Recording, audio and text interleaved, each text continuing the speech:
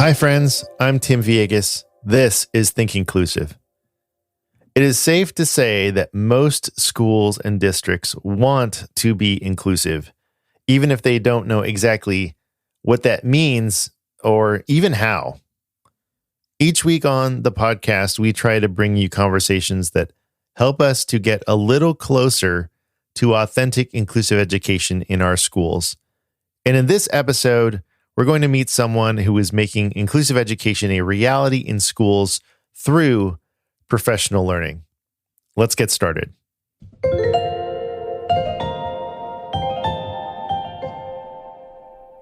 Lauren Hough Williams is the Executive Director of the Program for Inclusion and Neurodiversity Education, better known as PINE, an online platform that offers training and support to schools committed to building more neuro-inclusive schools.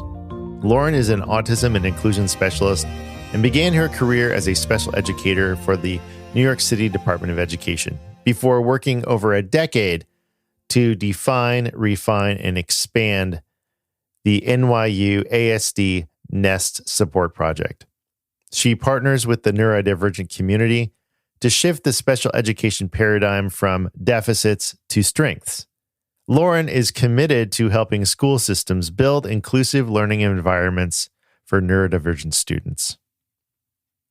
In this episode of Think Inclusive, Lauren delves into her origin story and how a research-focused professional found her calling in New York City's public schools, ultimately leading her to champion an education model embracing inclusion and neurodiversity. We talk about PINE's structured professional development solutions and how the organization's systemic approach enables educators across entire school systems to support neurodiverse students effectively. The conversation underscores the transformative potential of inclusive education when professional development becomes a shared language and responsibility. Before we get to the interview, we have a new sponsor. Are your students reading below grade level? Do they struggle to read due to a learning difference like dyslexia, visual impairments, or physical disabilities? Bookshare is a free ebook library that makes reading and learning easier. Designed for students with learning differences, Bookshare lets students read in ways that work for them with ebooks in easy-to-read formats. Students can access millions of titles, including textbooks, educational materials, and popular titles like Harry Potter and Percy Jackson. Students read with free reading tools on the devices they have access to at school and home. They can listen to words read aloud, follow along with highlighted text, read in large font or braille, and customize their reading experience. Bookshare is 100% free for all U.S. students with qualifying disabilities and schools through funding from the U.S. Department of Education Office of Special Education Programs. Sign up today at bookshare.org. That's bookshare.org. After a short break, my interview with Lauren Hough Williams. And for free time this week, a parable on educational change. Stick around. We'll be right back.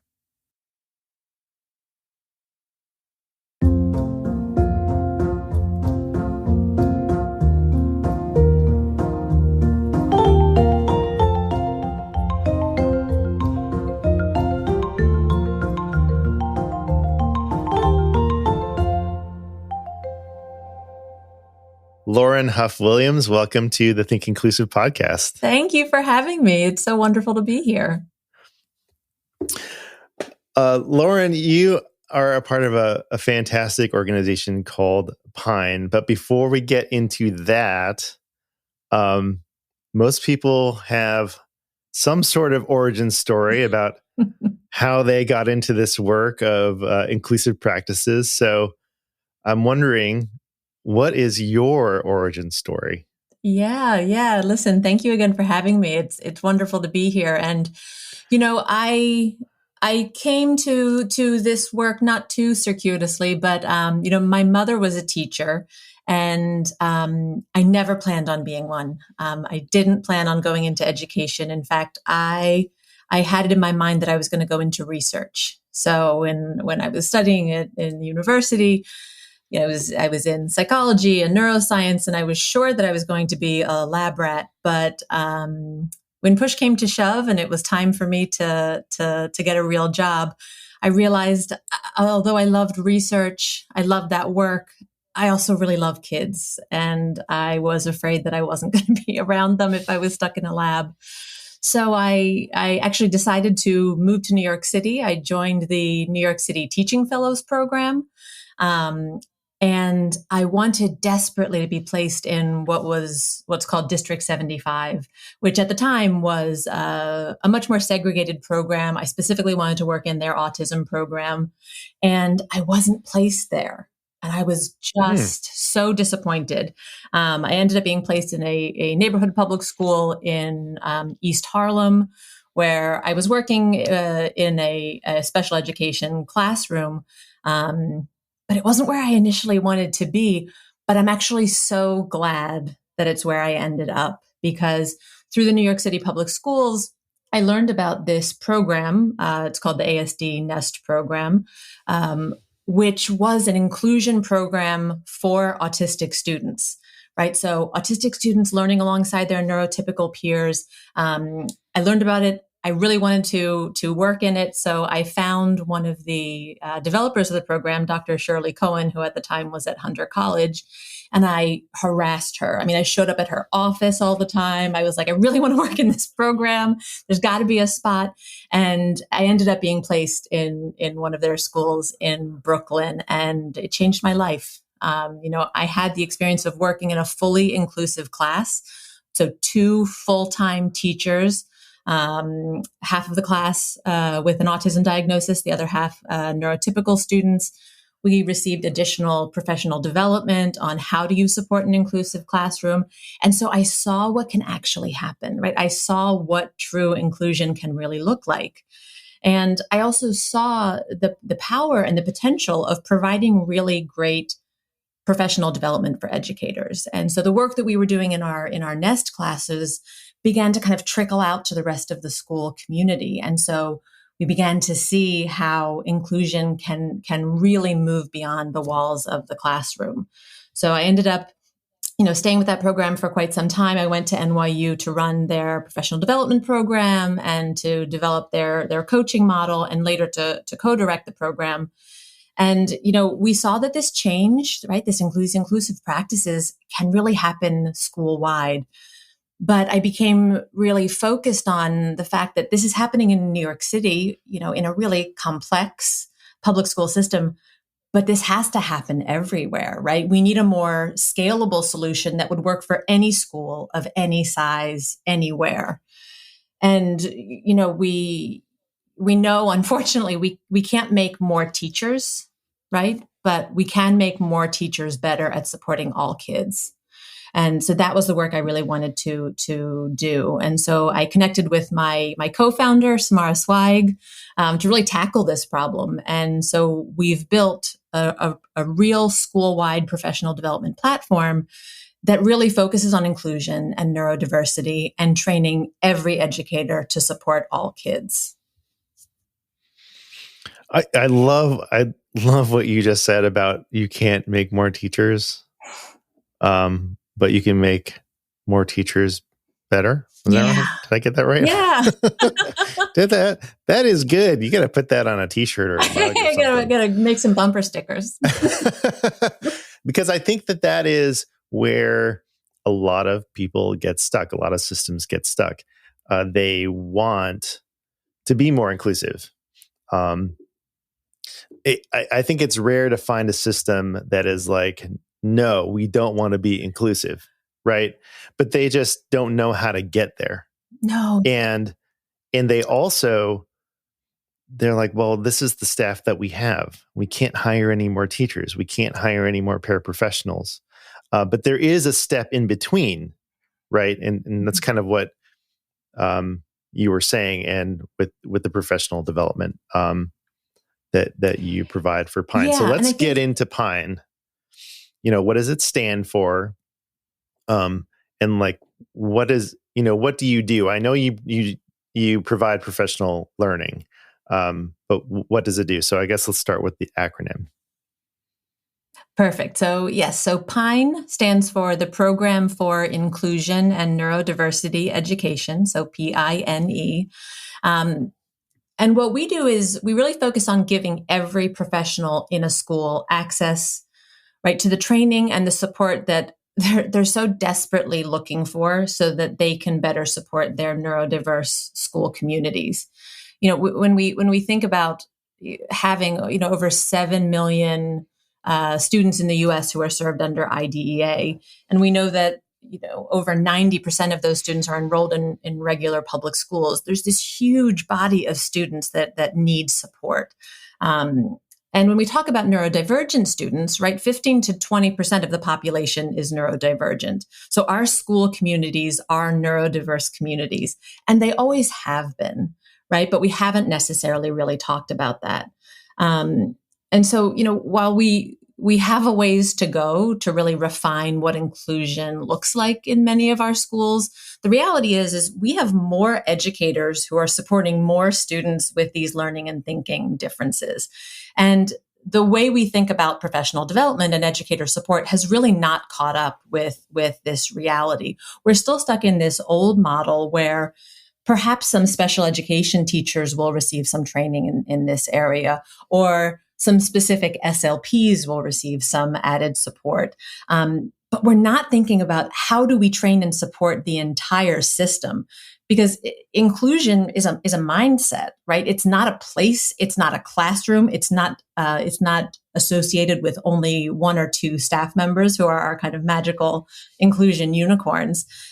It's a mindset that needs to be shared school-wide, which means shared language, shared training and experience, and a shared sense of responsibility for all kids, so that we're not falling into this pattern that we keep running into again and again of, these are my kids, these are your kids, this is your area of expertise, this is my area of expertise.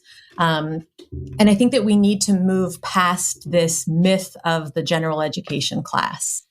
Right. There is no such thing in my mind as a general education class taught by a general education teacher who doesn't need an understanding of inclusion and neurodiversity. I don't think that we can point to any classroom these days that doesn't have a neurodivergent educator or staff member, right, as part of that community. But the training hasn't caught up with that reality. And so we're still so siloed. That's a great point, especially about the neurodivergent educator. Mm-hmm. It's so interesting. It's like you have learners, and they may or may not have a particular label, right? But as an educator, who knows how many educators there are, that either did have that label growing up, or maybe they're diagnosed or accepted a label later on as an adult. I mean, I hear all the time about people are like, I'm 46, I'm 50, and I got diagnosed with autism. It's like people are really embracing being neurodivergent, and how powerful it would be to have a teacher, right, who was neurodivergent, and let that be a way to accept learners into a classroom, and and have it just be okay that we are a little different, right? Mm-hmm. Look, I come to this work as a neurotypical person, right? And I have to say that, and I have to kind of talk about that in this space, because I have limited perspective. I do not have the perspective of lived experience and the expertise that comes with that. But how incredibly valuable for our neurodivergent students to be learning from neurodivergent educators, right? And so the more we can create inclusive systems where everyone feels comfortable being their full and authentic selves and bringing that lived experience into their work, right? That's what we really need to do. And I think something that we do at Pine that is a little different than maybe some other programs is we believe that we need to center neurodivergent experts in this work. And so all of our training, all of our content is created in close collaboration with neurodivergent experts. So if you're learning about autism, you need to learn about autism from autistic individuals, right? What was it like for you in school? What worked? What didn't work, right? What should we be doing differently? And so I hope that we are going to reach a point where our neurodivergent educators, one, receive the supports that they need to be successful in teaching, because the system needs this kind of diversity, right? And two, they can become these embedded experts and advocates for our students because they have perspective on aspects of the student's experience. So when you were talking about neurodivergent educators, something came to my mind. So outside of my work for MCIE, I live in the state of Georgia, and I teach a class for like alternate certification for educators who are becoming, special education certified. And one of the classes I teach is on autism. There's a lot of reasons why I do that, but I guess the one I've taught for a number of years, it's like an all-day class. And I remember one of the people, one of the educators in my class, told me that they were autistic and that they taught in a segregated, self-contained class for students with autism. Now, there's no surprise there because as you know, the majority of districts in the United States, continue to have disability-specific programs, and so that really wasn't the thing that I was focused on, but it was that one of the things that I teach in the class is about inclusion and inclusive practices and kind of changing our mindsets. And hearing from an actually autistic person,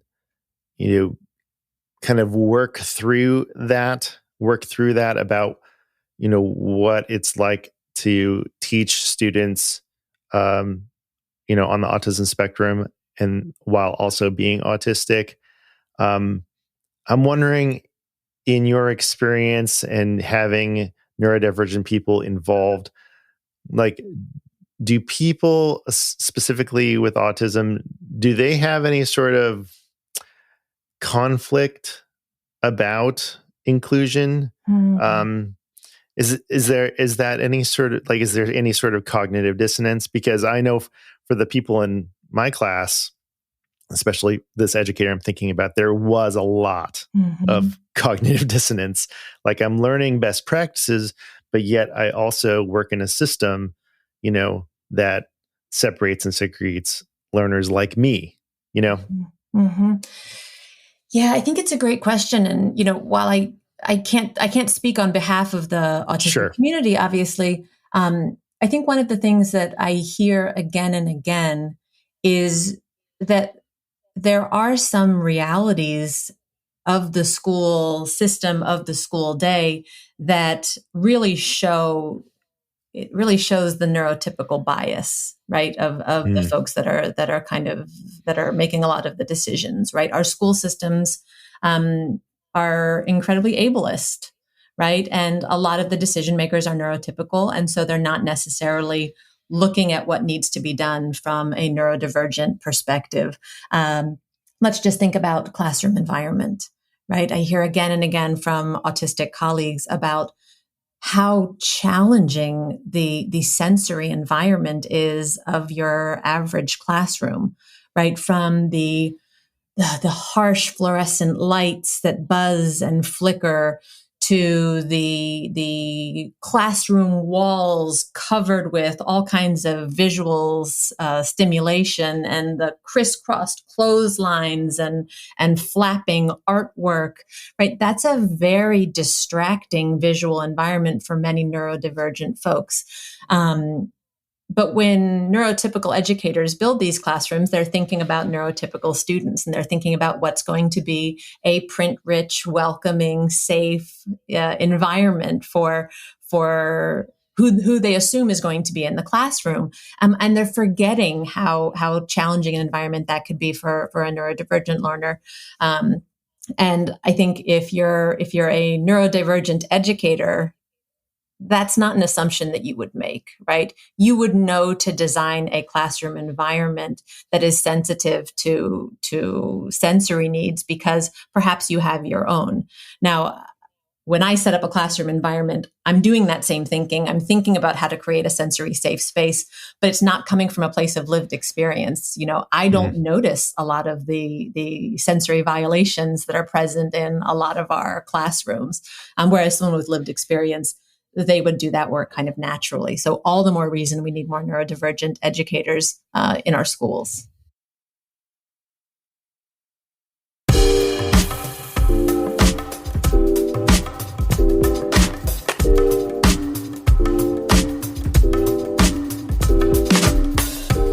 Building inclusive classrooms, yes, around, the lived experience of neurodivergent people, but also realizing that, when you create inclusive environments for people, who are neurodivergent, you're actually creating environments for everyone.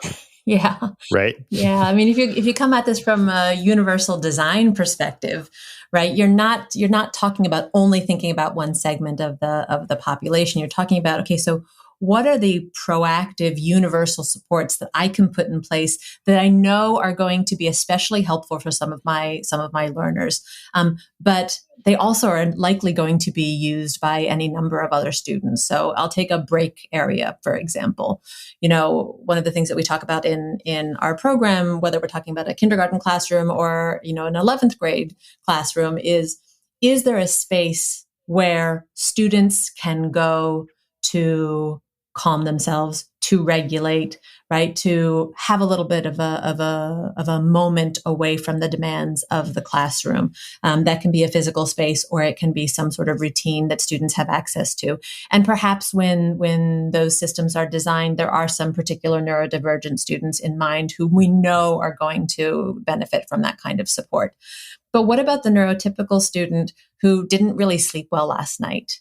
Or who has something going on at home, or didn't eat breakfast, or is just a little bit extra stressed? That kind of a support that is available to the entire classroom, that is universal, could be particularly well suited to neurodivergent students who may use it more often, but just as accessible to a neurotypical student who may need it. I think the more we can build these supports class-wide, the more we can normalize providing access to these kinds of accommodations and modifications, right? The better suited our classrooms are for all people. The more we hide supports, the more we're stigmatizing students' use of those supports. Whereas if we have very natural conversations saying, okay, so we're going to be moving into some group work. I know group work works really well for some folks in our classroom community. Group work can be really tricky for other folks. It's just not the way that they learn best. So how are we going to navigate this as a community, right? How are we going to make sure this is something that works for everyone, rather than always making the kind of assumption that is focused on the neurotypical experience? That's a great point. When you hide supports, it's like you are saying it's shameful to receive supports. Yeah. Yeah. And I think that some of this comes from educators, again, not having the training and the language of how do you talk about difference, right? How do you talk about neurodiversity? Everyone gets very, very concerned about, well, I don't want to disclose a student's diagnosis. I'm not talking about diagnosis. I'm talking about having very natural conversations of, for example, some of us in this classroom learn best when our bodies are very still. Some of us learn best when our bodies are in motion. So how are we going to create a space where if this student wants to sit on a rug and that's how they learn best and that works for them, and this other student needs to pace in the back of the rug and move and stim in order to fully engage, how can we create a space that works for everyone? And if the teacher can show confidence and competence and openness in having some of these conversations, the students will then be able to follow suit, right? If the teacher is uncomfortable or is saying, oh, you need to sit down. I need you to sit down, crisscross, fold your hands, right? Mask, be more neurotypical. That's how you're successful in this classroom. We're perpetuating this focus on the neuro majority rather than creating a really inclusive experience for all kids. What are some of the barriers Pine has come up with when supporting educators? And I'm thinking more of like mindset barriers, not necessarily like the technical aspects of it, but more, let's say a school or a district is utilizing some of your professional learning. Has there any barriers come up? Yeah, I mean, I think that there are lots of barriers in this work, but I don't believe that any of the barriers are, as you said before, I don't want to be more inclusive, right? I think that it's a new way of thinking to empower every single professional as being part of the solution, right? So again, I think that there's a lot of work to be done in our school systems to let folks know that every single staff member in that building is part of the inclusive solution, right? You are creating inclusive culture. That means it's not just the work, again, of that special educator or that SLP or that occupational therapist, right? The school administrator plays a very key role. Every single general education teacher in that school plays a key role. What about the physical education teacher, right? That person is working with every single student in that school and is walking the hallways with every single student. So all of these professionals need to feel empowered and that shared sense of responsibility of supporting all kids. We've had custodial staff in our system receiving training because they play a key role in creating the inclusive experience. And so I think that mindset shift of it's not that one professional's work, right? It's all of our work. And that everyone can take steps to create a more inclusive culture for all of our students.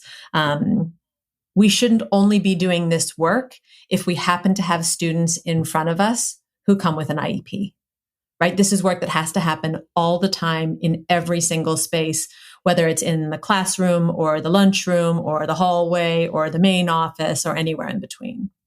Right. And I think that's a shift. So working in an inclusive system, how did you feel like you were supported by your school administrator to, implement inclusive practices? I was really encouraged by all of the administrators that I taught under when I was in school. I was really encouraged to push inclusive practices and to find new ways to support more of the students in our classrooms.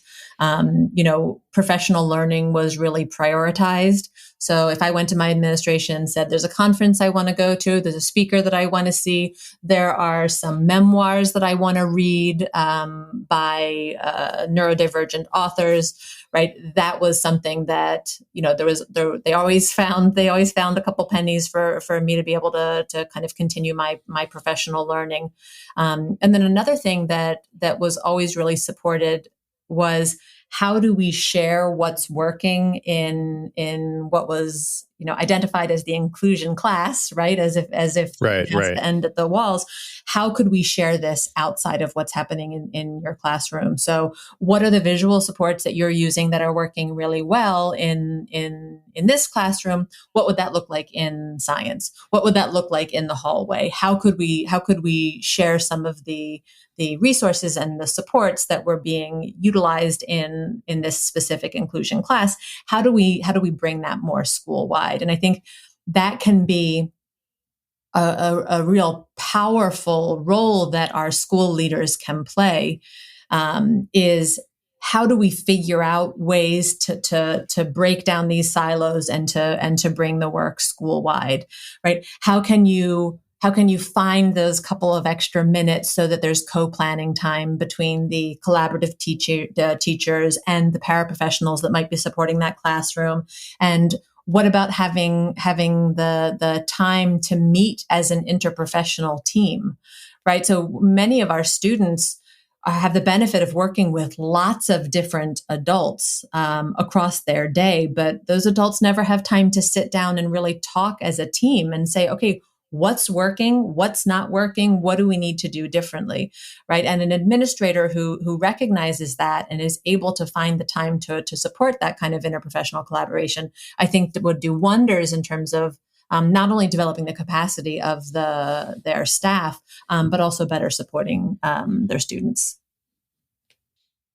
Like in general, like when you think about inclusion classroom, inclusion program, inclusion something, inherently, if you have one of those things, what are all the other things? Like the classroom, like I love what you said about, even this idea of a general education classroom. It's like, what if it's just a classroom?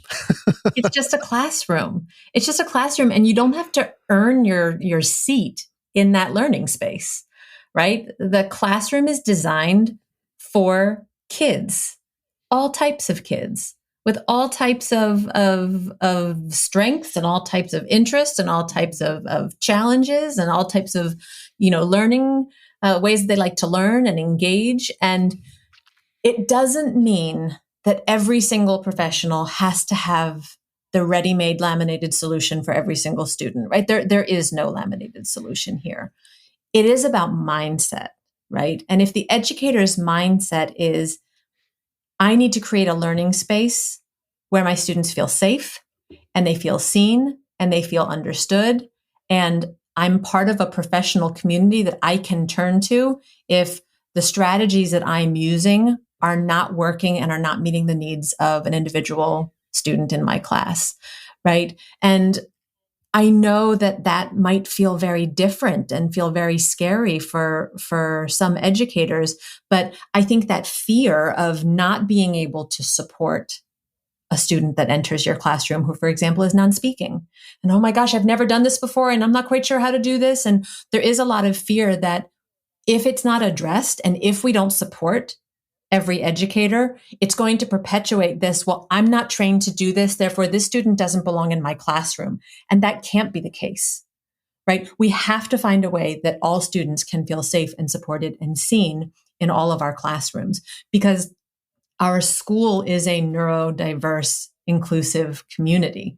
It's not specific classrooms. This is not like color coded, so only certain students fit in certain classrooms. But that's going to take a lot of work. It's going to take a lot of training, and it's going to take a lot of ongoing support, right? And so one of the things that we focus on in our program is, yes, we give all staff members access to a whole host of courses and resources and downloadable tools and all the things that you need. But we also, we host office hours.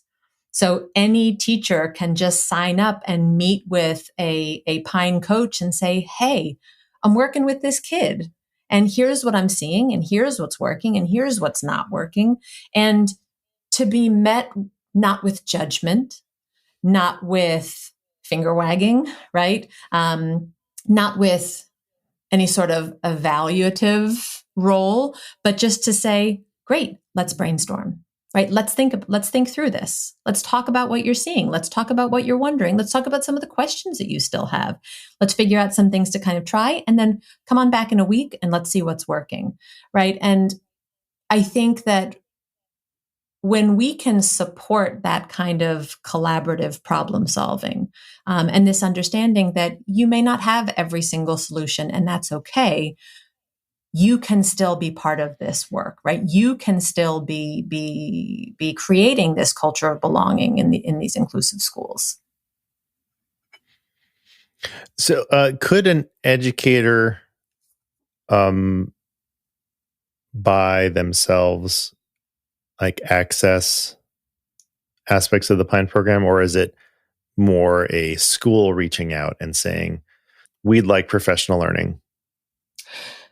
So currently, we offer memberships to schools or districts, and part of the reasoning behind that is we really want to focus on that system-wide change, right? We really want full schools to sign on and say we're going to give all of our staff members access to this type of professional learning, and so currently, that's how our support is designed. Now, that said, we do host a virtual conference, which is our Pine Summit every year. So I'm happy to provide the dates and information about that when it's live, but it'll be our 2024 Pine Summit. It's a 3-day all virtual event. We also record everything. We host a number of different professionals in the neurodiversity space, centering on neurodivergent experts, to talk about shifts in practice and mindset around neurodiversity. And so that's an event that currently anyone can participate in, whether you're an individual educator or a full school. Now, that said, I do have to tell you, we're getting a lot more of these requests, right, from individual educators who are real champions of inclusion, and who really want to jump into some of this work. And I think that there's some real possibility there, because what if we can get 1 to 10 teachers in a school to really begin doing this thinking, and then we can tackle the system-wide change. So you're not the first person to ask, and I think that it's a really interesting opportunity. Well, I know we get a lot of requests from educators. What can I do? Yes. Where do I start? How do I do this? I'm going to do it some way. And I know, and it's so hard because I was one of those educators. Yeah. And you want to start yesterday.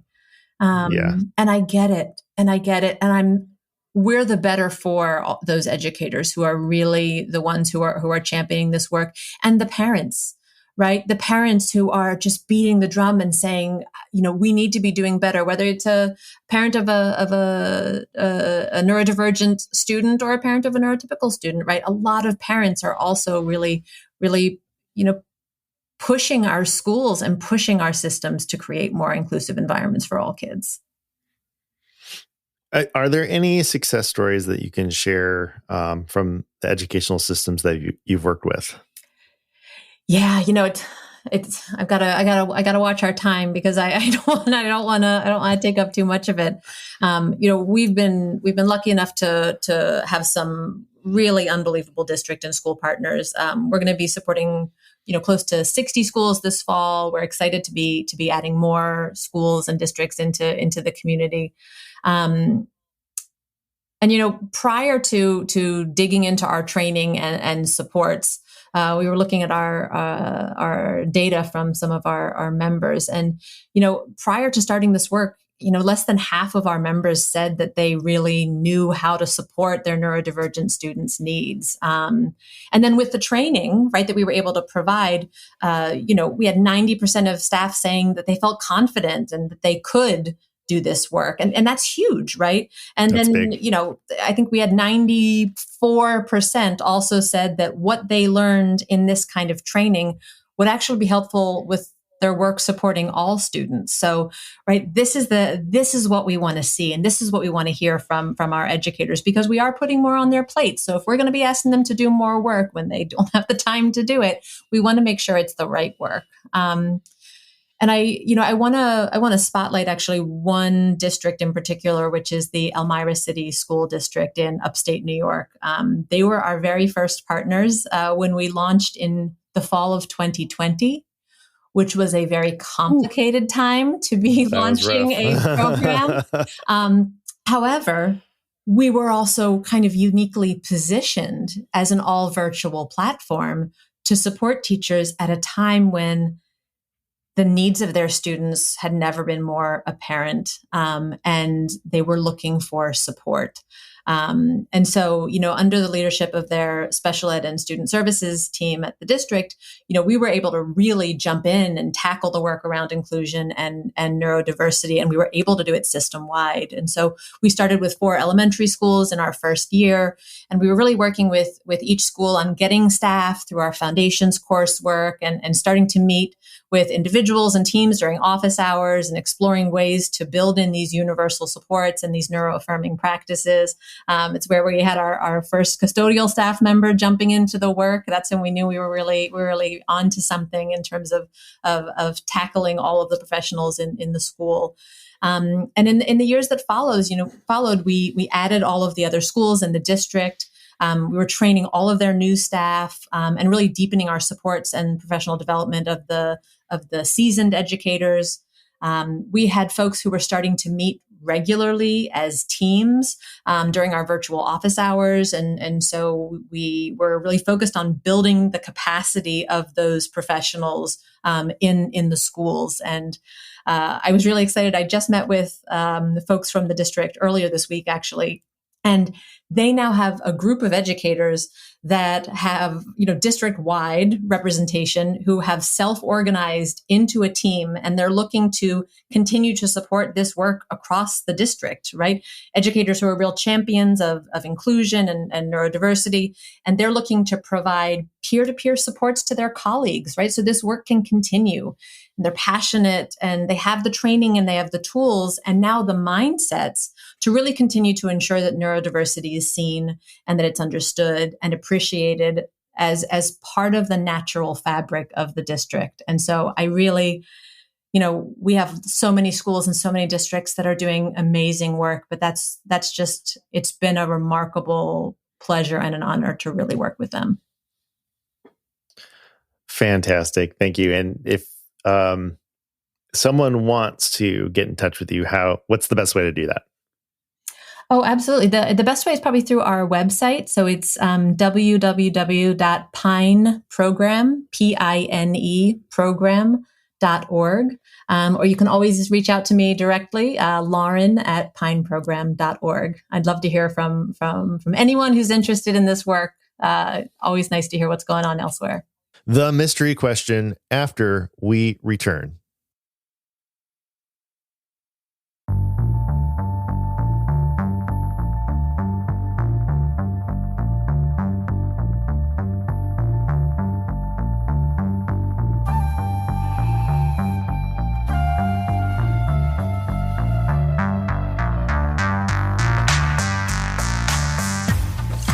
All right, so here we go. Drum roll, please. What do you think one of the biggest cons of being famous would be? Oh, that's easy. Okay. I don't want to be recognized. Right. I don't want to be recognized. I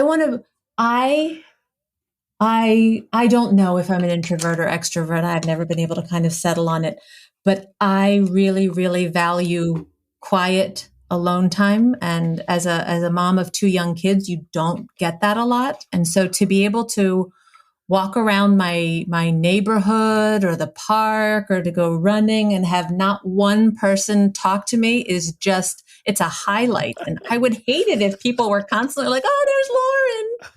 Let's go get a selfie. No way. That's an easy one. Oh, yeah, that is an easy one. What about you? Well, I think, that's why I like podcasting so much, because I kept, something that in the podcasting community, well, in any sort of marketing or anything like that, but especially in podcasters, that they talk about, you got to get on TikTok and you got to make videos and reels and stuff like that. I do not like video. Video is, my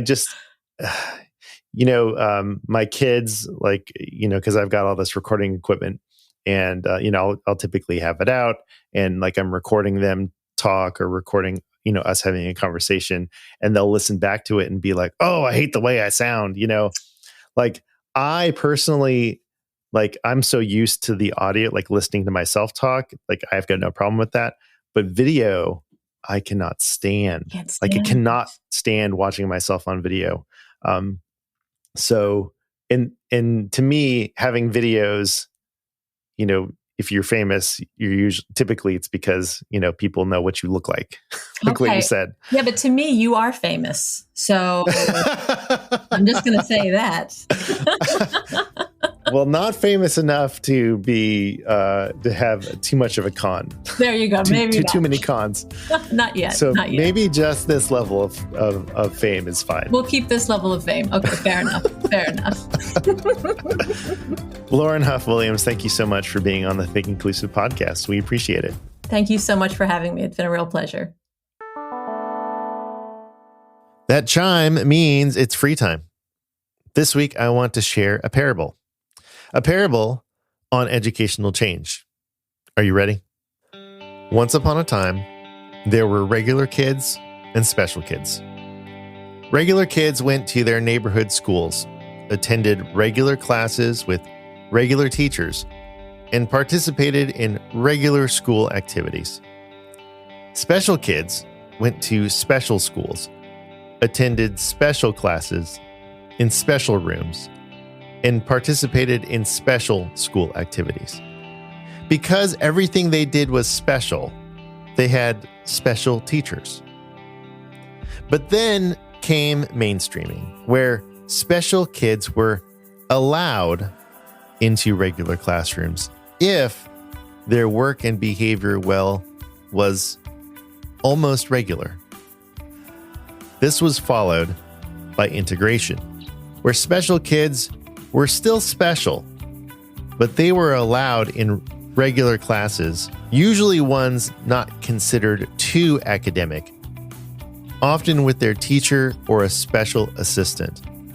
This made the adults who worked with the kids talk to each other about teaching methods and sometimes plan their lesson together.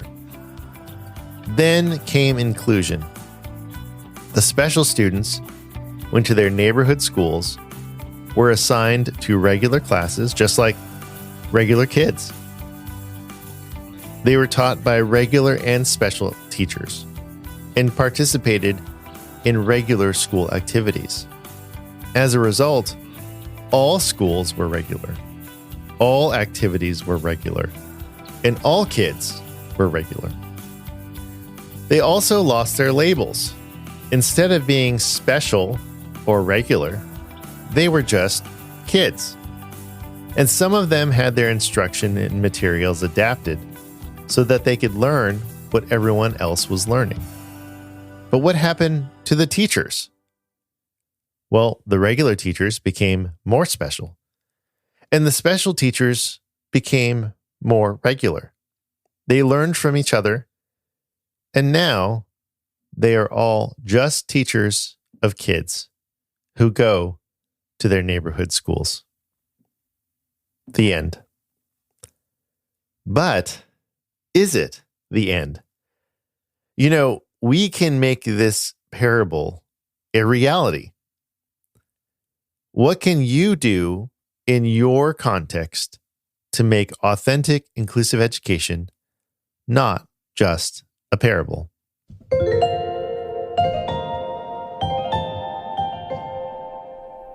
That's it for this episode of Think Inclusive. If you are ready to move forward with inclusive educational practices in your school or district, come and partner with us.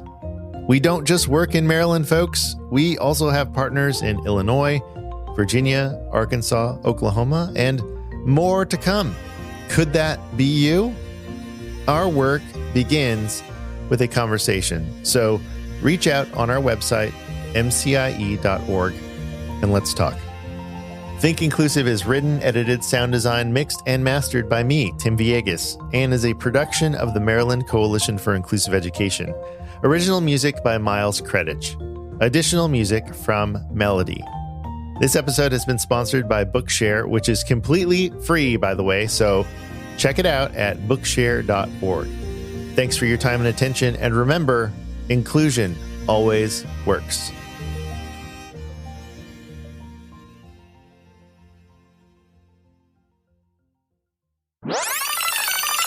And I usually just tell people my last name is tricky. So it's Hough Williams.